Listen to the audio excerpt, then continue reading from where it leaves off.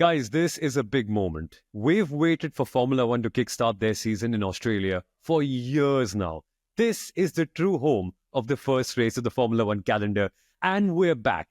F1 is going racing for the first time in 2025 at Albert Park, Melbourne. And that, Sundaram, is just perfect. I'd say the perfect way to begin, in my opinion, one of the most perfect looking seasons in all of Formula One. 8 potential winners this year. So many drivers competing for race wins. Lewis and Ferrari, Carlos and Williams. So many chopping and changing in terms of teams and drivers. I love this. This is just the way a Formula One season should begin. And the hype is real for all of it. Oh, absolutely. It takes me back to my childhood days where Australia would always be the season opener, and that's what I always remember it as. Australia is coming back as a season opener after nearly 5 years, since 2019. But the interesting bit is, throughout last year, there were barely any changes in the driver lineup, and everyone expected it to be yet another Max Verstappen Red Bull dominating season. Something just turned on its head. Now everyone's talking about 2025. Everyone's talking about how close it's going to be. There's as many as 6 rookies that's going to be on the grid. So many things have changed midway from 2024 to 2025. I am super excited to see what happens this weekend. And it's the 75th season in the history of Formula One. A sport that actually has, Sundaram always has a stat there. But anyway, I'll go with the official term. It was called the F1 75. Not because it is Mohammed Ben Sulayem's favorite number. No. It was not because it is Stefano's favorite number, because they claim, till Sundaram says so. But anyway, it's the 75th season in the history of Formula One. But I stand corrected, or Sundaram will correct all of us. I can't stand a stat being wrongly mentioned, and I've literally been getting frustrated every time I see 75. The 75th season in Formula One happened last year. There were no celebrations for that of any sort. This is the 76th season in all of Formula One. Many people still call it the 75th World Championship. That's not the case. It's the 75th anniversary later on this year, somewhere in May. That's when really we touch 75. 13th of May. So Formula One is still 74 years old. Coincidentally, it happens to be my wedding anniversary as well. Coincidentally. I promise you it was a coincidence. You picked a good day for that. Hey, but if Formula One can get it wrong, so can WWE. I remember WrestleMania 25. They call it the 25th anniversary of WrestleMania, whereas that should have been WrestleMania 26. So it's weird. Sports can get things confused. But they are excused so long as the action in the show is good. And this year, Formula One has so many interesting talking points heading into the first race of the season. Here are the 5 big things you need to know about the Australian Grand Prix, starting off with the changes. And there are so many teams and drivers trying new combinations and just adapting to a new environment. Lewis and Ferrari being the biggest and boldest one. And trust me, we will touch upon that later in the episode in more depth. But there's Carlos to Williams. There's Ocon to Haas. There's Behrman now driving for Haas for full time. Kimi Antonelli in Mercedes. Isaac Hadjar at Visa Cash App Racing Bulls. Am I forgetting any, Kunal? Or is this Jack Doohan? Yes, we are forgetting him because there's a good chance that this might be his first and last Australian Grand Prix. So, don't know how to take that. I think you're spared for forgetting if you've forgotten anyone just because you remembered Racing Bulls' full name. I'm never going to say the sponsors' names, but either way. What I'm looking forward to is actually the class of 2025 picture, which you always see at the opening round of the season. And then I would love to compare that with the class of 2025 in Abu Dhabi, because at least 3 or 4 drivers are in the mix for changing teams mid-season, getting dropped, being picked, etc., etc. So that's one thing I'm looking for. And, depending on who you ask, you have either 4 or 5 or 6 rookies. But I think Lewis Hamilton, Carlos Sainz, Nico Hülkenberg, basically every driver changing teams are also rookies, so to say. Yeah, exactly. And there's not just the rookies and the teams and drivers changing teams to watch for, because even within the teams, there's lots of dynamics that will now be different. McLaren, for instance, Sundaram. Lando Norris challenged for the World Championship last year, or so we think he did. In reality, we all know it wasn't much of a championship challenge. But this year, it's a fresh start.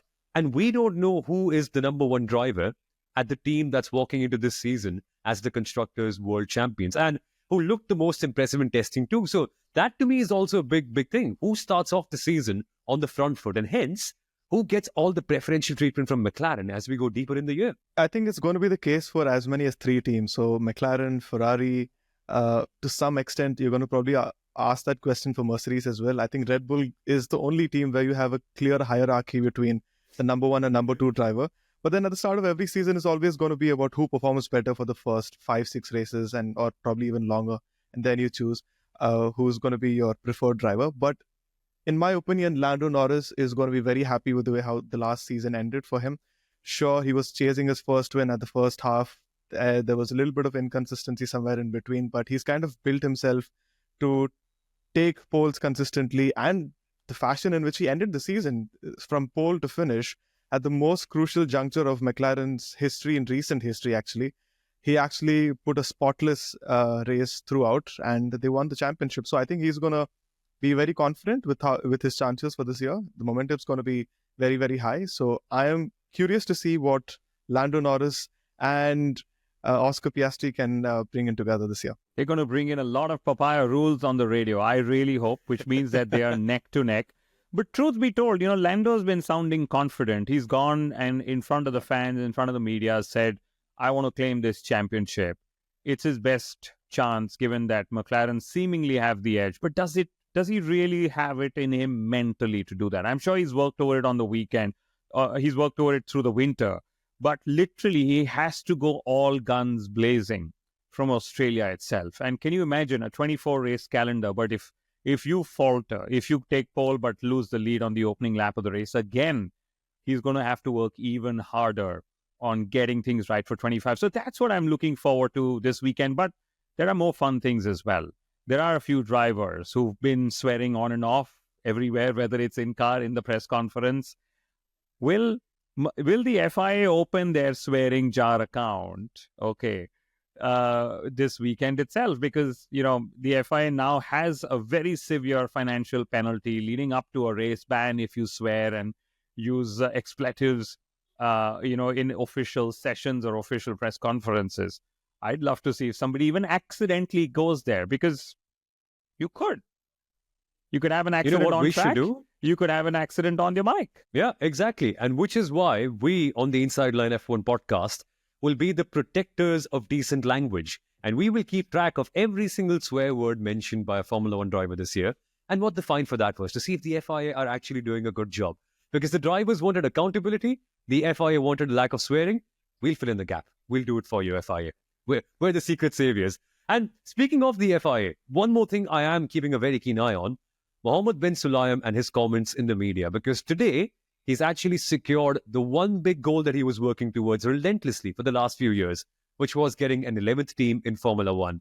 Let's just see how proud he will be and how badly he will puff his chest in the media, because we know bin Sulayem, and if there's anyone who loves to blow his own trumpet, it is him. So there's a lot going to happen this Australian GP, along with FP1 as well, Kunal, isn't it? There's a lot of interesting things happening there. So, of course, teams have to run rookies in FP1, but, if there are 6 rookies coming in, even though I know that Behrman is not counted as a rookie officially. If you've done 2 or more races, you're not a rookie. So is Liam Lawson, but the likes of Hadjar, the likes of Jack Doohan, the likes of Gabriel Bortoleto, when they do FP1, the team will actually be striking off 1 out of the 2 FP1s that particular driver is also going to do. So the rookies will be, coming handy in 2 ways. Not only, filling in for a race driver's seat, but also for a rookie's FP1 seat as well. Yeah, exactly. And that's one small thing that you should keep an eye out on this weekend. But before we proceed to the track characteristics and the other major stories and our hot takes and predictions, and also Lewis Hamilton, we must ask you to subscribe, because a lot of our viewer base actually watches a lot of our content, but doesn't bother to click the subscribe button. So how else will you know if any other cool videos coming up? That's your cue to go and hit the subscribe button and also the bell notification to know when the Inside Line F1 podcast is posting next. That's what you have to do now. In return, right, we must tell you what to expect from this race, starting out with the track characteristics. And Melbourne, there's always an air of excitement around Melbourne, Sundaram, because the characteristics of the circuit are just so unlike any street circuit. Yes, we've got long straights and fast corners, but we've got a lake in the middle. The tire degradation is not that high. There's there's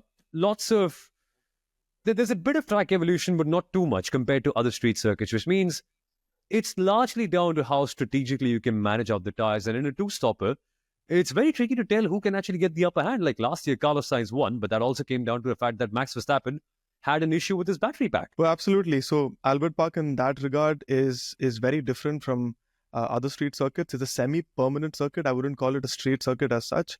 You have 4 DRS zones here, which is something that you don't see at any other track, let alone street circuits.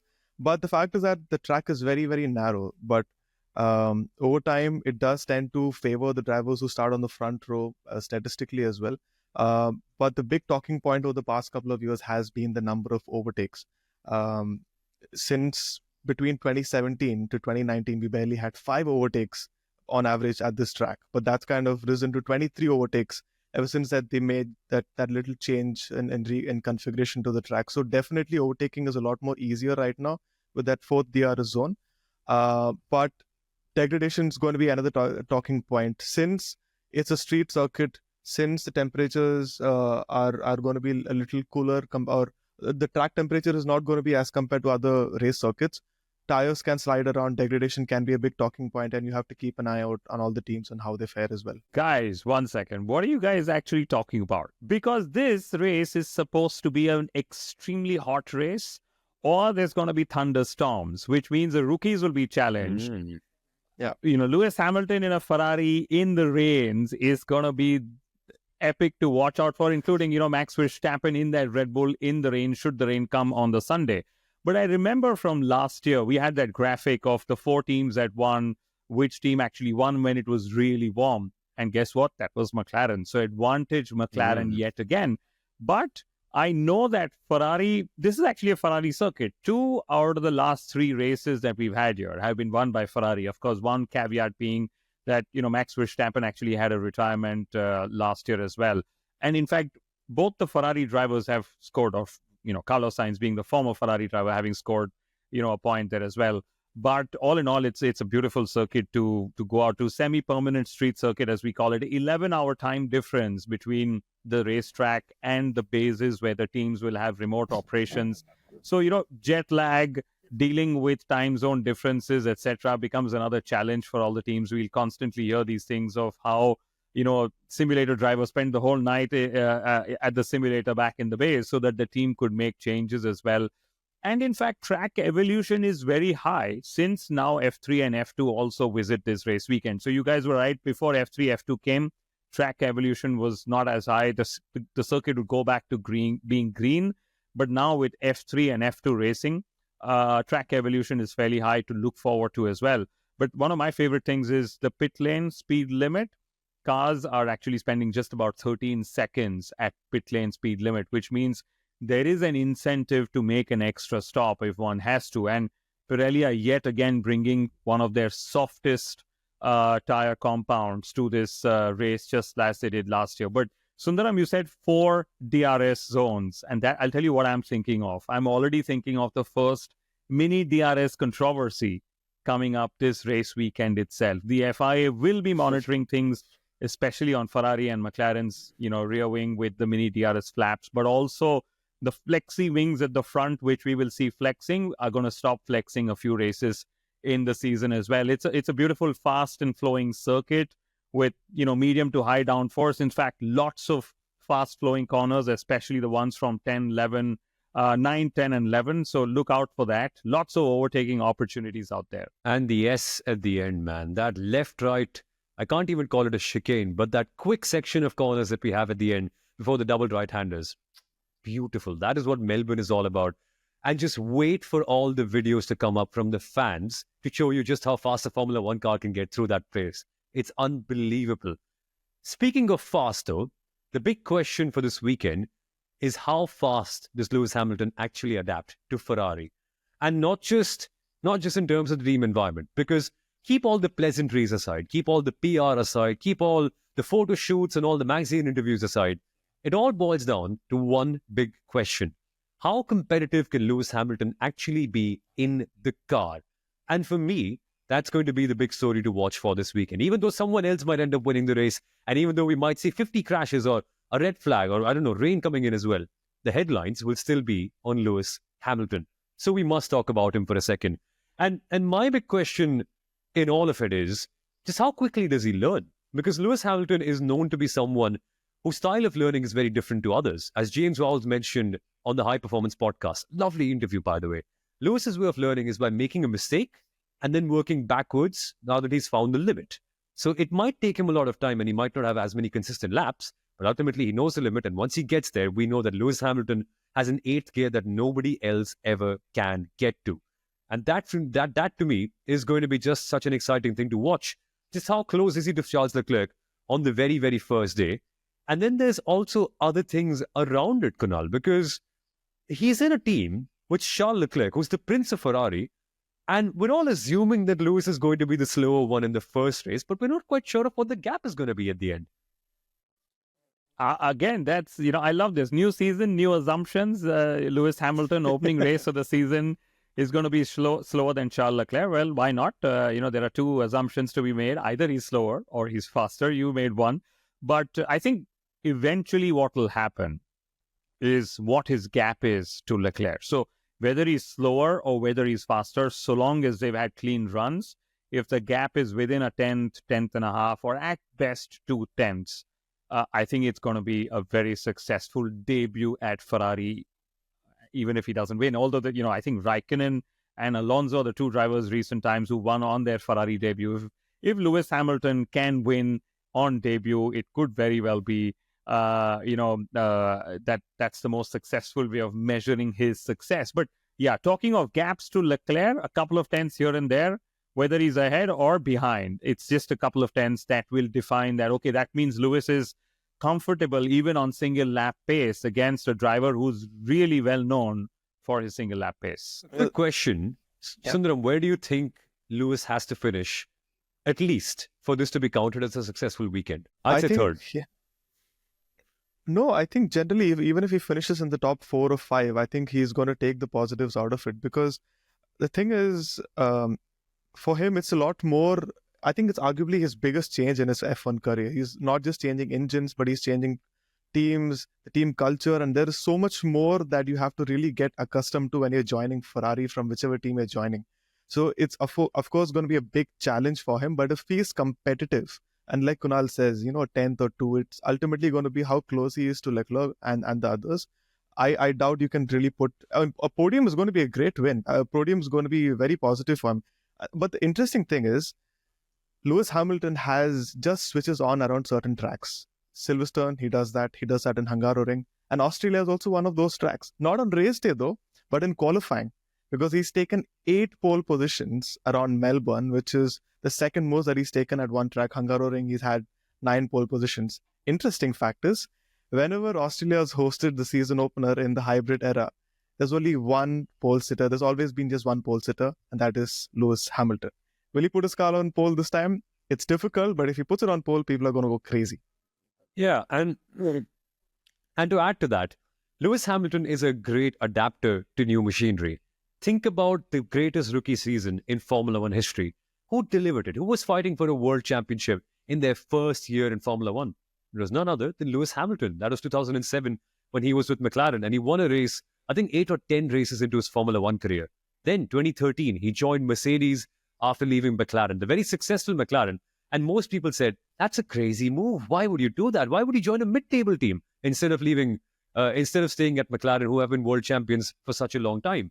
The answer was what they were building for the future. And Lewis Hamilton ended up winning a race by the mid-season mark yet again. It's clear, Lewis in a new car, it's not going to be too much of an issue. I think it's just a matter of time.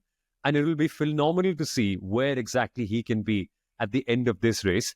But if there's one thing going against him, Kunal, it's the lack of testing time. He only did a day and a half in testing. And that's not enough for anyone, let alone, I mean, if you're a rookie, that's terrible. But if you're an 8-time world champion like Lewis, that still stings you. Actually, I have a different view on that, because Ferrari have thrown everything they could at Lewis Hamilton in preseason. All the TPC tests that they're allowed, the number of kilometers, they maxed it with Lewis Hamilton. Lewis Hamilton's driven, I think, 3 generations of Ferrari cars. In fact, at the event they did in Milan, he drove the Sebastian Vettel Ferrari car as well for doing donuts and the road show. So I think they've thrown everything at him. They've given him all the TPC mileage, so much so that any of the Ferrari juniors wanting to do TPC this year probably don't have the mileage remaining anyway. because Ferrari's decided to give that to Lewis. So, frankly, Lewis's start at Ferrari, while everyone's going to be scrutinizing every point of data they can get from Australia, the key thing to remember is that how well he feels settled in, right? There will be a gap to Leclerc, like I said, whether he's ahead or behind. But what do I mean by settling in? How are they reacting to his, qualifying positions? There are lots of times we've seen Leclerc being like, why was I sent out mid-pack?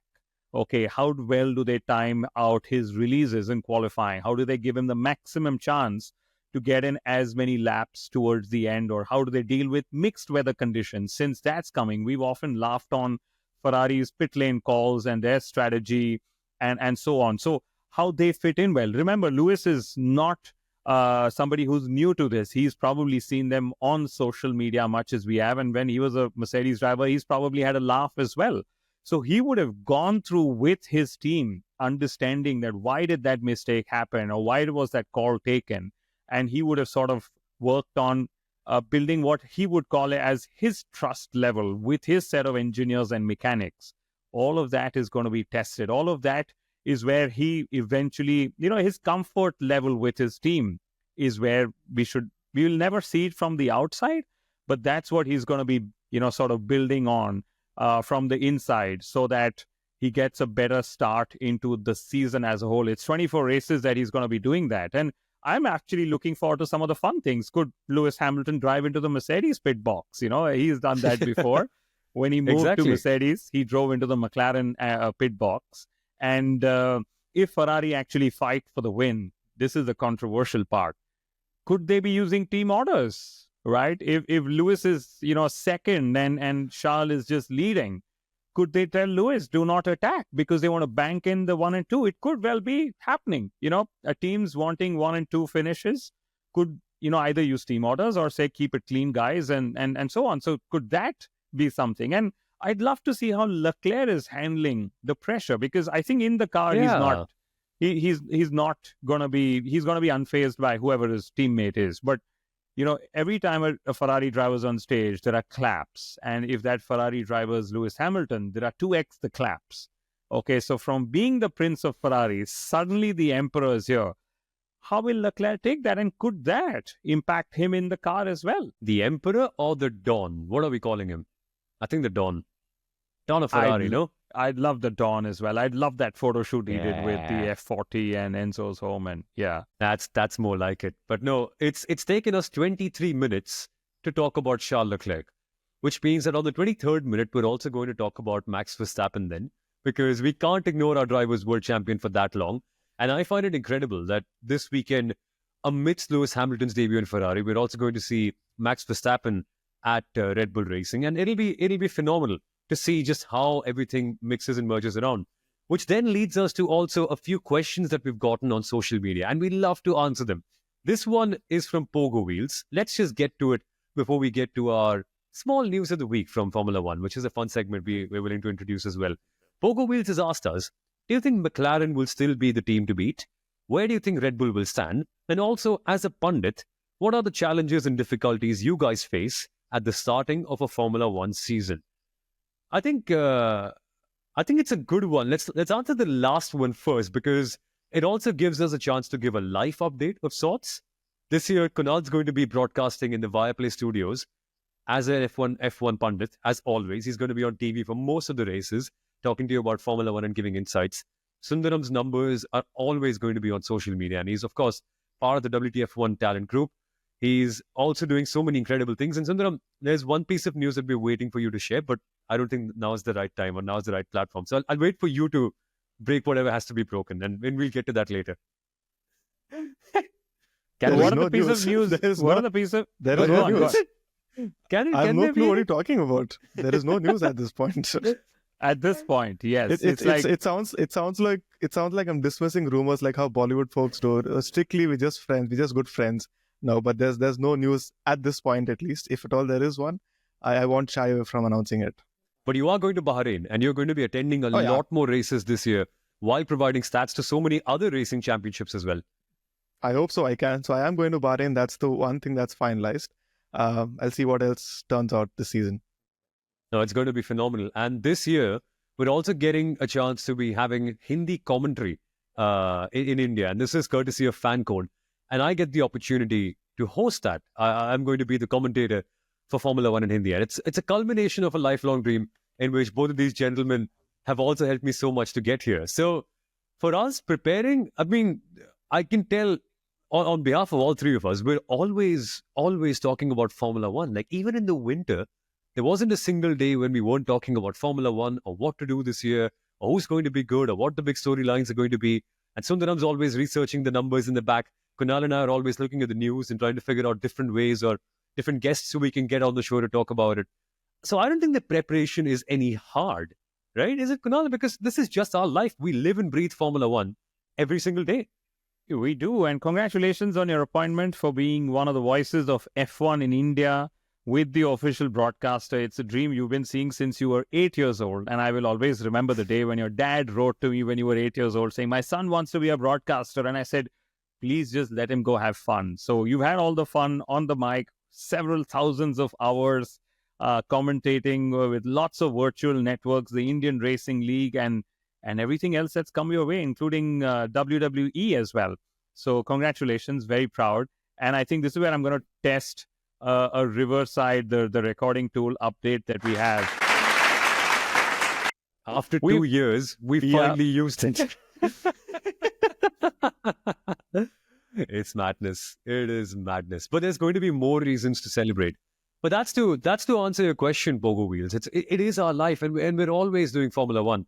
So for us, there aren't any challenges and difficulties apart from finding time for other things in life, because Formula One is always the first thing we're doing. I'll tell you the challenge. The challenge is finishing our episode within a prescribed time limit. That's almost never happened. Yes. So that's one challenge. Yes. Which is why we should answer your question, and it's a good one. Do you think McLaren will still be the team to beat? Where do you think Red Bull will stand? And this question actually very conveniently takes us on to my favorite segment on the Inside Line F1 podcast. And it's bold of me to say my favorite, even though it's the first time we're introducing it. It's time for hot takes and predictions, because it'll be easy for us to say, oh, Red Bull will be great and McLaren will be decent and so on and so forth. Let's just put our money where our mouth is. Let's just call the predictions and let's actually see which team we think is going to be right at the very top. And this time, there are added stakes to it, because the winner of our prediction competition throughout the entire season is going to get a crown and a sash, because prediction competition winner, right? You're the king. So you need to get something like that. So we will start with you, Sundaram, then. This is a question from our friend Pogo Wheels. McLaren, Red Bull, who do you think gets it? Who do you think firstly gets pole in Australia? Pole in Australia will be McLaren. That's what I feel. I think it could be Lando Norris, but I just have this feeling that they might not win the race. It might be Charles Leclerc and Ferrari. It might be George Russell. Maybe if Max Verstappen finds some pace over there, it might be him. I have a feeling it might not be McLaren on race day. I would pick a Ferrari on pole. I can't pick which driver. It'll be something if it's Lewis and Ferrari on pole. It'll be madness. You know, Carlos Sainz said every race is a home race if you're a Ferrari driver. And Lewis is somebody who loves the adulation of the public. And if that public adulation, he's going to face that 2x, 5x than he's ever done that before. He's ever faced before now that he's a Ferrari driver. Could that get him there? You never know. But Oscar Piastri, you know, it's his home race. He knows his gap to Lando Norris last year was the longest that he could have towards the end of the season. So I would say it'll be a Hamilton versus Norris versus Leclerc versus Piastri. And if it's cooler conditions, maybe Red Bull in the mix as well. But for the race win, I get a feeling it's going to be a Ferrari driver. It's a Ferrari circuit, all in all. And if Ferrari versus McLaren is tight, I get a feeling the Ferrari drivers are just going to come out on top. 1 second. I don't like the sound of this. Guys, we're meant to pick one prediction, not two. Like, we're meant to have one driver, not one driver within the two drivers of a certain team. Let's just put our neck out there. Come on. And you have the numbers to back it up, Sundaram. You have the numbers to back up your predictions. We don't. Absolutely. But I'm specifically asking about one thing. Do you think Oscar Piastri is going to be on the podium this weekend? Yes. Hand on heart. Yes? Yeah. Yeah, because if he does that, he's going to be the first Australian to be on the podium at his home race, because Australian drivers have taken 4 Oh. titles, 43 wins, and 132 podiums, or probably more in Formula One. But none of them have managed to do it on home soil. Daniel Ricciardo was on the podium back in 2015, 2014, but he got disqualified after he was on the podium. I think they exceeded their fuel flow limit. So if Oscar Piastri or Jack Doohan stands on the podium, it'll be the first time an Australian does it on home soil. Mark It's- Webber it's a- has never done it. It's also Liam Lawson's home-ish race, right? Let's Home-ish. see if that's home-ish. Homish. Yeah, but I'd love to get a pecking order. One thing difficult as a pundit opening race of the season is reading the pecking order. Nobody can do that. Okay. And that's Soumil, your prediction is pending, by the way. I see you've run away from predictions. Since Everyone's Carlos Sainz- prediction is pending. Nobody's Okay. told me who's going to win the race and who's going to be first in qualifying. Okay, I'll start this one. I'm going to say, even though I'm an Oscar Piastri fan and I love his grit, I think this is Lando Norris's year. And he begins it in style. Lando for the pole and Lando for the race win. It's bold. It is a prediction, though. How is it bold if you put the fastest driver in the fastest car from preseason testing on? Man. It's bold to put him for the race win after he bottles up all the opening laps. Fine, I give that to you. Okay, Sundaram. I'm going Lando with pole and Charles Leclerc with the race win. I'm going Leclerc with pole and Piastri for the race win. Nice. Wow. Which means that Parikshit has got to pick. Parikshit is our producer, by the way, who's just telling us in our ear that we've got to wrap up the episode. It's 30 minutes already. And on his behalf, I'm just going to say Lewis Hamilton to win, because one part of the brain is always connected to the part that's correct. What am I saying? Let me articulate this correctly. One part of our brain is always linked to the heart, and the heart will always say Lewis and Ferrari, they've got to win on their debut. So, yeah, Parikshit has said Lando Norris for pole and Lewis Hamilton for the win. So, three of us are thinking by our mind, one of us is thinking by our heart. I love that balance. That's the way to go. But very quickly, guys, if we have to pick a hot take, and this is something we're trying out this year, what would that hot take? Before that, I'm surprised no one's mentioned Max Verstappen at all. It's In our final predictions. It's my hot take. Okay, let me get to it then. Hot No, take. because if Go for it. if Max does not win for the first time in literally 3 years, someone else is going to be leading the driver's standings. Over 1,000 days, consecutive days that too, he's been at the very top of the driver's championship. And if he does not win this race, someone else is going to finally stand atop on the driver's standings. Okay, now let's move to Kunal's hot takes. Yeah, my hot take is that if it rains, Max is in contention for the race win, because rain's, I think, 60% chance. But so I'm putting it out there. But could this already be that weekend where Red Bull Max don't fire? They realize their issues are more symptomatic, and there's a larger issue. It's actually not symptomatic, and it's the first non-Adrian Newey car since 15, 18 years. You guys know the math. Could this be that first weekend already when Max Verstappen leaving Red Bull for Mercedes just starts happening? Oh, yeah, that could be interesting, There's just so much happening. But you can never count Max Verstappen out, right? He's Max freaking Verstappen. He's always going to be up there, which is why my hot take is actually contradicting that, because I've used my brain for my bold prediction. So for my hot take, I'm going to go with my heart completely. I think Red Bull Racing are going to struggle to have. Okay, let's just start from the scratch. I think Red Bull Racing are going to struggle to have a car in the top 3 of any consequential session, which means qualifying and the race. So I'm saying no Red Bull Racing car will be on the podium or also in the top 3 in qualifying, which sounds crazy considering the domination they've had. But I've not seen much to convince me otherwise. So we'll see. We'll find out. I'm not going to put a lot of logic into my hot takes. This is what I feel. Liam Lawson goes out in Q2. Kimi Antonelli qualifies in the top 5. Oliver Behrman makes it into Q3. No chance.